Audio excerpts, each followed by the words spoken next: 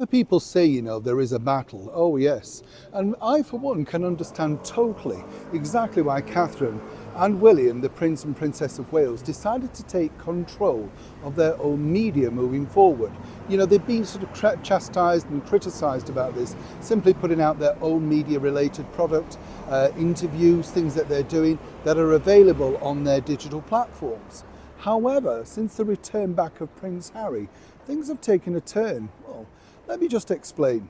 Morning, good to see you. Thank you so much for joining me, chums, and as ever, welcome one and all brand new subscribers on a bit of a deserted London right now because we have the tube strike on, and it's distinctly, there's just not many people around. As you can see, it's pretty deathly. I do feel sorry for all the theatres, as I said the other day, and the people who've got tickets for things. I was listening to a lady in a hotel, and she was hoping to go and see that wonderful Tina Turner musical, and she said, honestly, I don't know how we're going to get there. And they were talking about 2 hours from the hotel, and I thought, this just spoils it all, doesn't it? Really, truly just spoils it all. It's a little bit like this battle that's going on behind the scenes that you may or may not know about. Oh yes, this of course is all to do with the return of Prince Harry back to the United Kingdom. And really, it's about a PR exercise. People can dress it up any way they want, but that's truly what it's about. Harry basically needs to get himself back on the front pages, remind people exactly what it's all about, what he does, and hence the reason he's had to, some people might say, as ever, allegedly, donate over £1 million to a charity. Others are suggesting, could he have not done that perhaps for the army veterans? Maybe he has, and we don't know that. We have to give him the benefit of the doubt. But consequently, those things should be trumpeted. Surely, if Harry's that concerned and worried about, the army people. Again, another side of the story. Here's where this really gets interesting though, because as you can see from the front pages, this is truly a battle. Now, you may not know that because, obviously, if you work in this game, you understand how that works. What you can see, for instance, and you will notice this, there are certain newspapers that have been incredibly negative to the Prince and Princess of Wales regarding things like their house move, how much it cost, whether it cost, etc., etc. What you're seeing on the front pages of here really is the people basically laying down their mast as to where they are deciding they're going to stick with.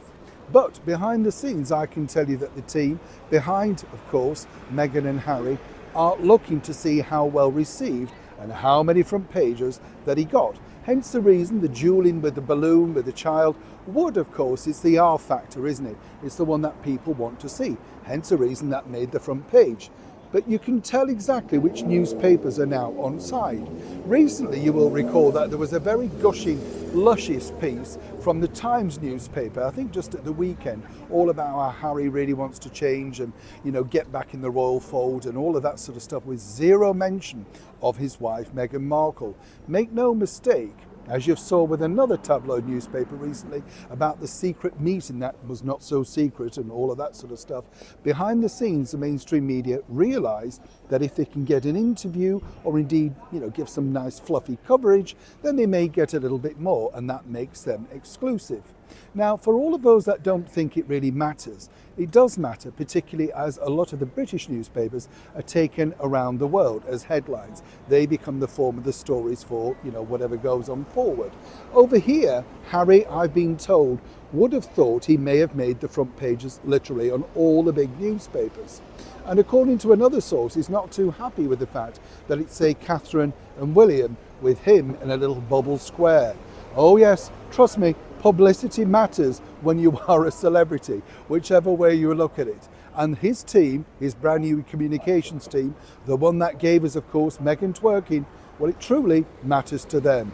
This is a developing story. This is all about fighting for supremacy. I'm not talking about, William and Catherine. They don't need it, truly. You can see they can generate their own publicity.